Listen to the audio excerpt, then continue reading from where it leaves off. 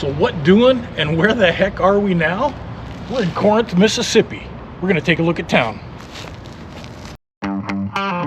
Welcome to What Doing. We're Deb and Aaron, two retirees originally from Washington State who love to travel the country, make new friends, have new adventures, scuba dive, hike, cook, and just about anything outdoors.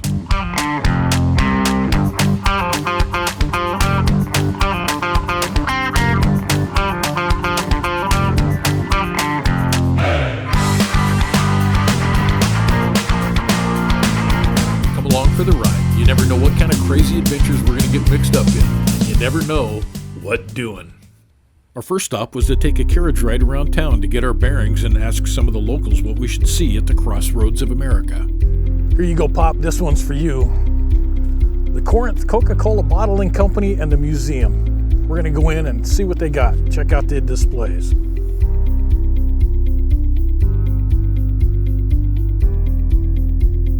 A guy by the name of Weaver started the bottling works in 1907, and a lot of the memorabilia and promotional items and advertisements ended up stored in his barn. When the museum was opened in 2007 to celebrate the 100-year birthday, they didn't have to look very far for artifacts. The soda shop came complete from a Denver, Colorado shop that was closing down.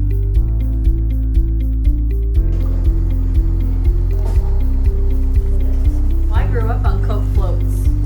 Yep. My dad has consumed how many gallons of Coca-Cola? Not gallons, vats. Vats of, like he really has, and only pure Coca-Cola is what he will only drink in, I don't even know, tons. He's probably consumed tons of Coca-Cola. Yeah. This is for you, Pop. We love you. Established in 1853, Corinth was originally called Cross City due to its location at the rail crossings. This played a major role in the Civil War. Inside the train museum, you'll find interactive displays and information about the history of the railroads and some cool model trains. And who doesn't love a good train whistle?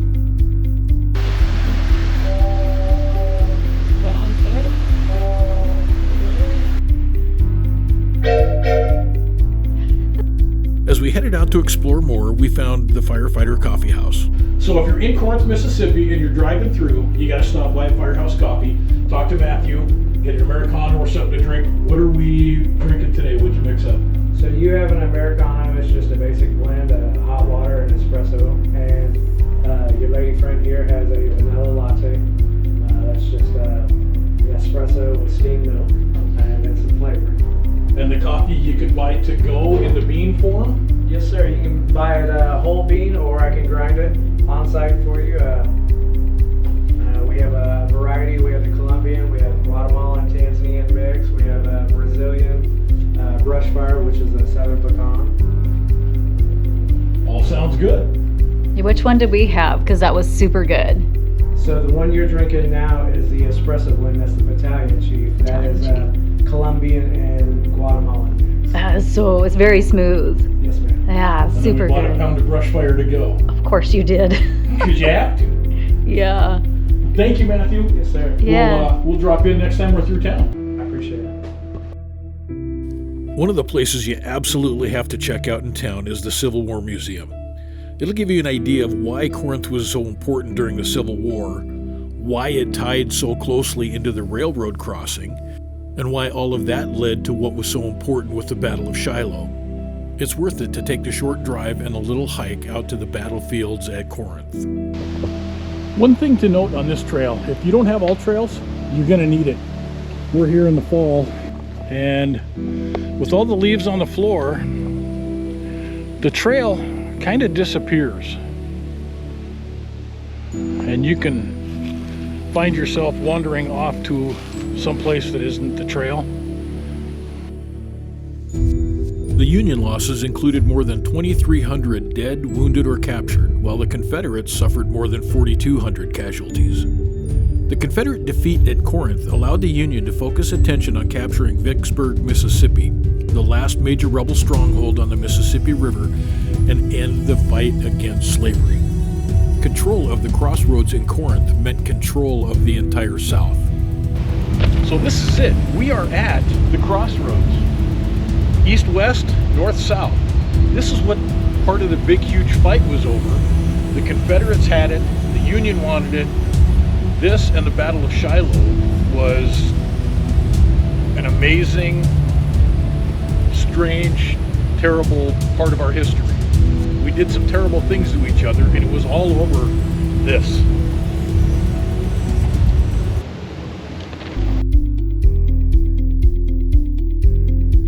As you make your way through downtown Corinth, you'll find plenty to do.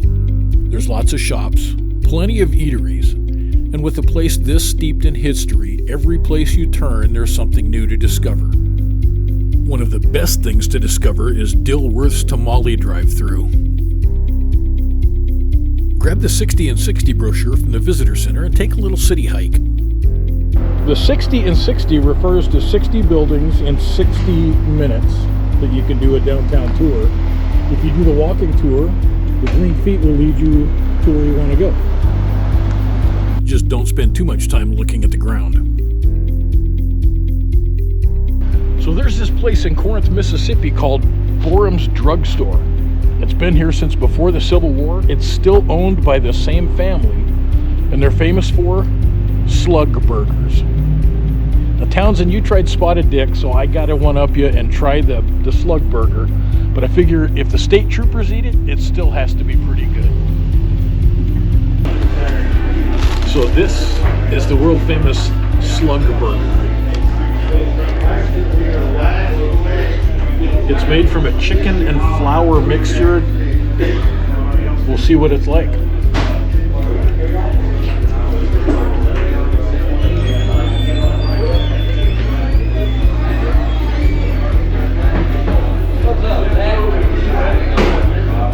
It's actually good. You don't taste the slug as much as the pickle and lettuce and mustard.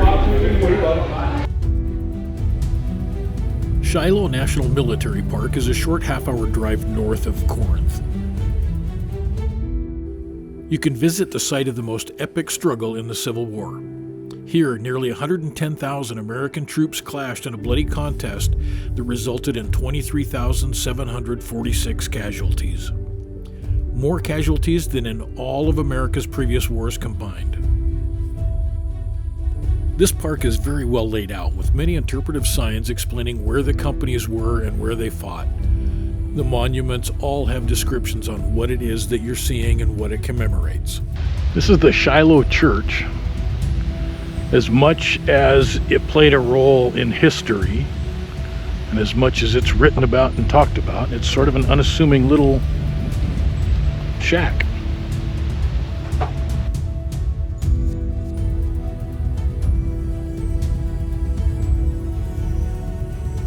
We drove back into Corinth, and we talked to a few people that told us there was something that we had to do. So we had time for one last adventure. We got our tools. We're all set. This is where we're at. I'm not sure the name of this little river. It's 20 miles long. And way up there, where you see the difference in the discoloration just on the bottom side of the cliff edge, those are oyster beds. That's not what we're looking for, though.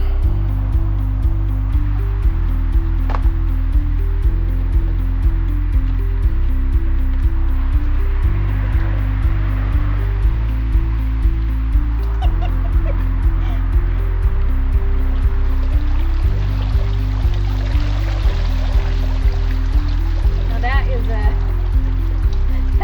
that is a Mississippi style. It's nothing.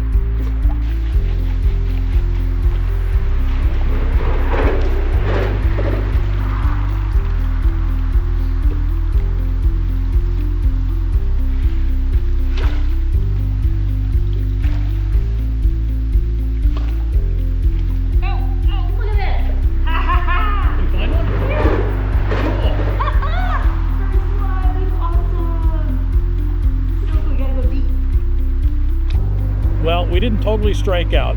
Deb found a good one. I found one that might have been, but we pitched it back in, and then looking at the brochure, I think it actually was. We are at M.W. Browning Cretaceous Fossil Park. and digging for shark's teeth. The hills slough it off when it rains. The shark teeth go down and you dig them up. People have done really well. I think it's a little overfished or a little overdug. Overtoothed. They used to find tons of them here. Today, I guess not so much, or we just didn't know exactly what we were doing. But when you're in Mississippi and they say, hey, you can go dig for fossilized shark teeth, you got to do it. So, you know, when we say you never know what doing, you really don't. Isn't it pretty? Just cool. It's super cool. I'm going to add it to our shark teeth collection. Yeah. Yeah. People ask if we brought anything with us from home, things that we enjoyed or artwork, and yes, we did. So our new baby shark tooth that I found today is nestled amongst all the other shark teeth that we have from our excursions to Maui diving. So in there is a shark tooth from Mississippi. How cool is that? Awesome. All right.